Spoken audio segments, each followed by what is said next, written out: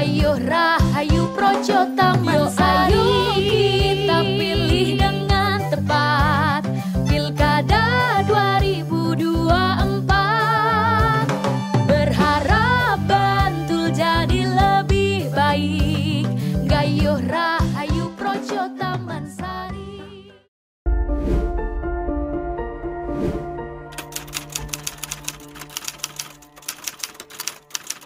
Ya, jadi begini, kalau di dalam ketentuan undang-undang ya, undang-undang pilkada itu tahapan itu dibagi menjadi dua tahapan. Tahapan persiapan dan tahapan penyelenggaraan. Kalau tahapan persiapan itu mulai dari penyusunan anggaran, lalu penyusunan jadwal kegiatan, lalu kemudian rekrutmen badan ad hoc, dan yang terakhir adalah penyiapan atau pemutakhiran data pemilih untuk menyiapkan pemilihnya. Itu persiapannya. Nah, untuk hari ini dari keempat tadi yang saya sampaikan, untuk rekrutmen badan ad hoc, kita sudah punya badan ad hoc penyelenggara di tingkat kalurahan, namanya PPS, dan di tingkat Kapanewon namanya PPK, itu sudah kita rekrut. Nah, selanjutnya tahapan persiapan hari ini sedang memasuki tahapan pemutakhiran data pemilih, dan penyusunan daftar pemilih. Nah, kita hari ini sedang melakukan istilahnya coklit.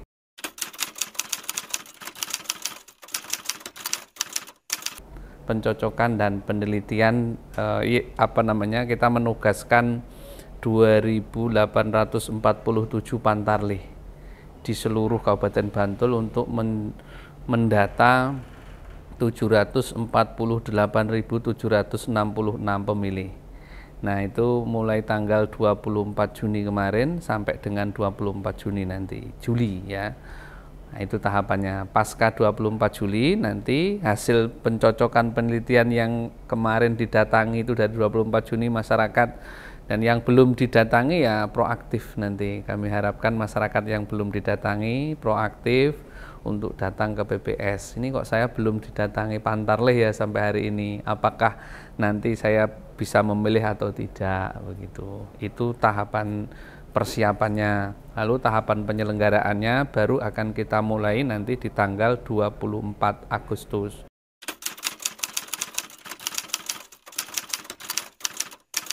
24 Agustus sampai tanggal 26 Agustus itu nanti kita memasuki tahapan pengumuman pendaftaran calon bupati dan wakil bupati.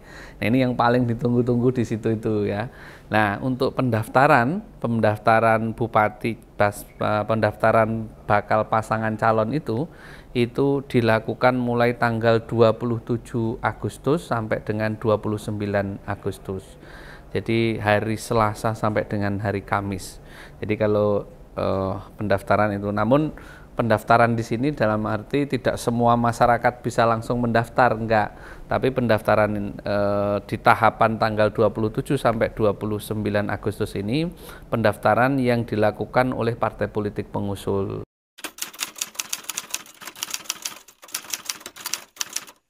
Jadi alurnya begini, pasangan calon itu harus diusulkan oleh partai politik yang mempunyai kursi di Bantul gitu ya.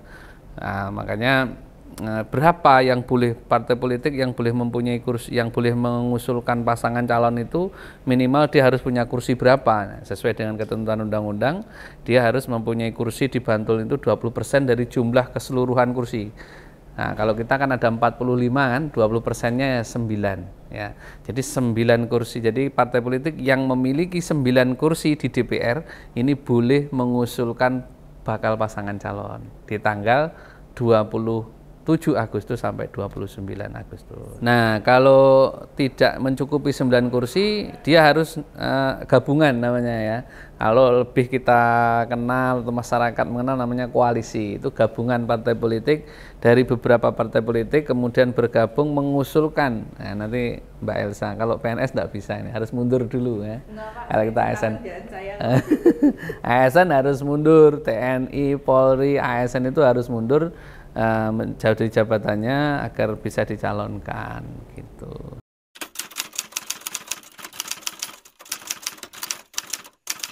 Kita mengacu pada ketentuan undang-undang, pilkada ini kan sebenarnya bisa calon perseorangan kan, tapi itu sudah kemarin, di bulan kemarin ya, sudah kelewat. Jadi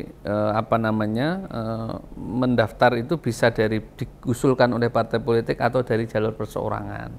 Namun di Bantul ini dari jalur perseorangan yang sudah kita buka dari sejak bulan Februari itu tidak ada yang berminat ya kelihatannya, dan sehingga sampai pada batas akhir kita tidak ada pasangan calon yang dari perseorangan. Jadi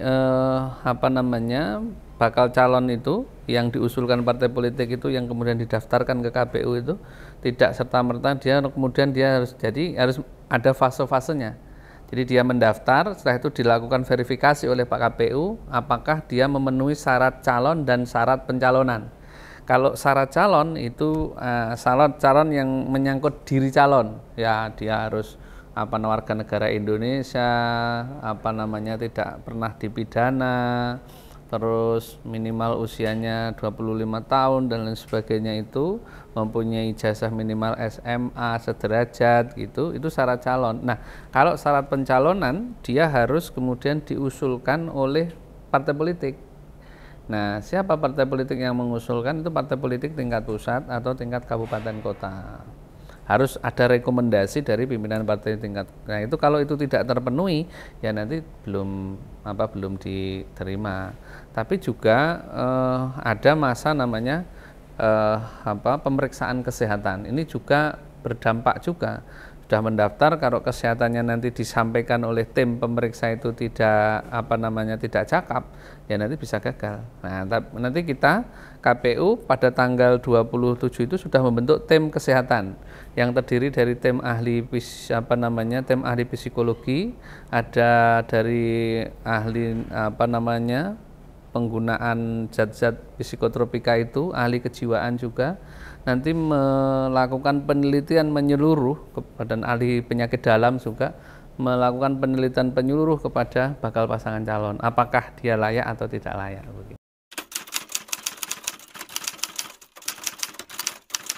Jadi KPU itu nanti ada masa perbaikan. Kalau sifatnya pemeriksaan kesehatan tadi final ya, jadi tidak ada pembanding. Tapi kalau administratif itu ada masa perbaikan administratif. Contoh, ijazahnya itu legalisirnya kurang, atau surat keterangan tidak pernah terpidananya tanggalnya keliru atau apa gitu. Nah, itu bisa dilakukan perbaikan. Atau kan ada juga surat keterangan tidak mempunyai tanggungan hutang. Nah, itu keliru. Nah, namanya keliru atau tanggalnya keliru. Atau justru itu miliknya orang lain gitu yang dimasukkan. Nah, itu nanti ada masa perbaikan administratif. Ya, 2020 itu pilkada kita di tengah pandemi Covid ya, yang sangat dibatasi perjumpaan kita dengan banyak orang. Nah, namun itu bisa kita lalui dengan baik. Nah, yang terpenting kita melakukan komunikasi. Jadi di partai politik itu sebelum mendaftarkan pasangan calon biasanya dia sudah punya namanya LO-nya ya, penghubung dengan KPU. Jadi sebelum berkas-berkas itu digunakan untuk mendaftarkan pasangan calon, itu bahasa Jawanya dibijeknya dulu. Nah, dibijikan dulu agar dokumen itu sesuai dengan ketentuan undang-undang yang sudah kita syaratkan. Nah, kalau sudah sesuai ya nanti silahkan tanggal 2 ini tanggal 27 atau biasanya bakal pasangan calon itu memilih hari-hari tertentu, jam-jam tertentu, itu ada hokinya katanya kan. Kita sudah buka tanggal 27 sampai tanggal 29, 27, 28 itu biasanya enggak ada yang daftar gitu. Milihnya tanggal 29 jam 10 malam, itu juga ada kayak gitu. Tapi pengalaman 2020 itu siang semuanya. Karena waktu itu pandemi Covid ya, nggak tahu nanti kalau yang 2024 ini apakah ada yang mau milih jam 9 malam, apa yang milih setelah maghrib. Nah itu, jadi tanggal 27 sampai 28 itu jam 8 sampai jam 6. Kalau tanggal 29-nya jam 8 sampai jam 23.59. Kurang 1 menit. Jadi KPU itu kerjanya itu memang sampai pukul 24, itu pergantian waktunya. Gitu. Ya, jadi gini, jadi nanti setelah mendaftar tanggal 27 tadi sampai dengan 9 Agustus, nanti KPU akan melakukan verifikasi dokumen, baru tanggal 22 September KPU akan menetapkan Jadi tanggal 22 September ditetapkan pasangan calon. 23 September itu nanti pengundian nomor urut. Nah, baru kalau sudah itu nanti akan diumumkan di tanggal itu. Diumumkan ke masyarakat, ini loh bakal pasangan calonnya dan nomor urut. Jadi kita tetapkan dulu, setelah itu ada pengundian nomor urut. Nah, pengundian nomor urut itu pasangan calon sudah harus datang.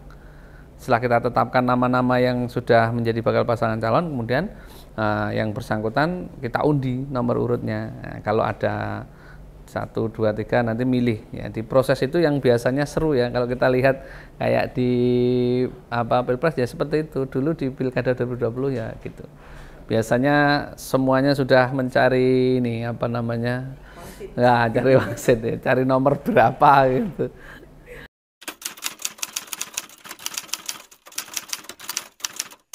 Ya, jadi begini, kalau kita bandingkan dengan Pilkada 2020 dengan 2024 ini tantangannya berbeda ya. 2020 Pilkada 2020 kemarin tantangannya adalah kita dengan barang yang tidak kelihatan ya. Covid itu kemudian mempengaruhi banyak hal ya kemudian. Nah, tapi yang 2024 ini tantangannya justru begini, kita ini kan baru selesai pemilu 2024. Ibaratnya kita berlari itu masih dalam sprint yang sangat tinggi, tiba-tiba langsung ke sprint yang lain. Jadi kita sudah belum sempatlah kita istirahat, tiba-tiba sudah harus ke etape yang lain. Nah, ini tantangan bagi penyelenggara, sehingga kita harus menyiapkan secara fisik maupun psikologis. Nah, yang kedua tentu tantangannya yang kita hadapi tentu ada beberapa hal ya, biasanya terkait dengan partisipasi, lalu terkait dengan kampanye gitu. Kalau terkait dengan partisipasi kita punya tantangan. Di COVID-19 kemarin 2020 ya, pilkada kita itu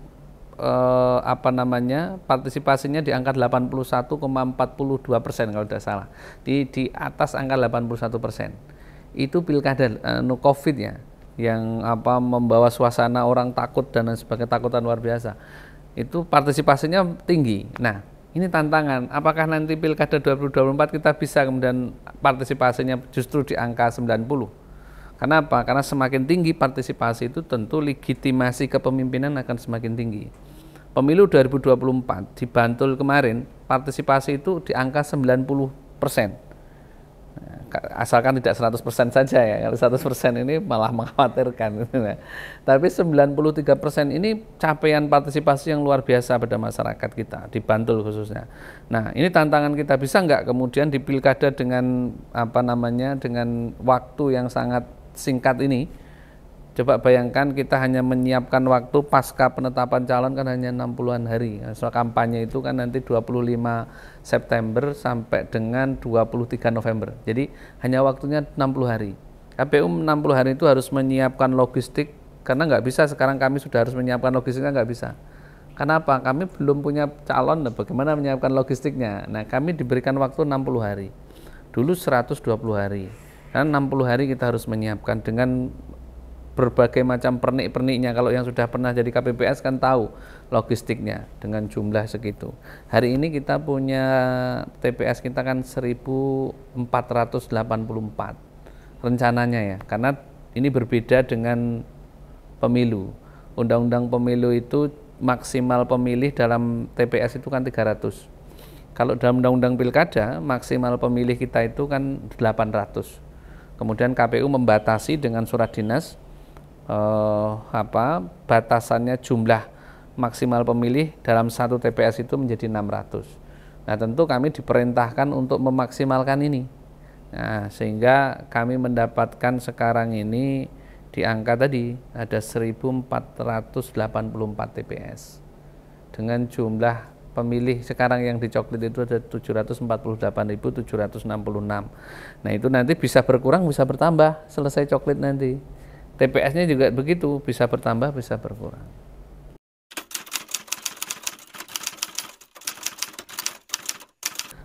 Begini, kita itu saya yakin masyarakat Bantul ini dalam proses demokrasi atau konsolidasi demokrasi ini sudah matang ya, dibandingkan dengan saya katakan di DIY saja, dengan kabupaten kota yang lain di Bantul ini relatif matang. kita sudah punya pengalaman pilkada langsung sejak 2004 ya. Dan semuanya dengan berbagai dinamikanya sudah kita lalui. Dan semuanya berakhir berending dengan baik, tidak ada permasalahan yang sangat berarti gitu ya. Kalau masalah dinamika biasa, karena begini, namanya pemilu atau pilkada ini namanya kontestasi ya. Kontestasi kan ada yang direbut. Nah, yang perebutan itu kan pasti ada suhu yang meningkat. Nah, itu biasa. Dinamika pasti ada, tapi masyarakat Bantul sudah dewasa.